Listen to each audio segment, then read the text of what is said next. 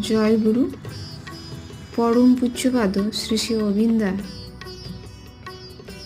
বললেন, যারা বিভিন্ন সমস্যা নিয়ে এসে আমার কাছে সমাধানের আশায় লাইন দিয়ে ঘন্টার পর ঘন্টা দাঁড়িয়ে আছেন, তাদের কোনোদিন ঈশ্বর প্রাপ্তি হবে না।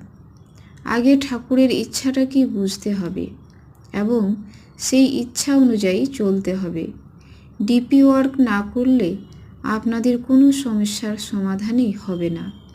যদি করেন তাহলে এর পরের বার যখন আসবো তখন আর আমাকে সারাদিন বসে আপনাদের সমস্যার কথা শুনতে হবে না।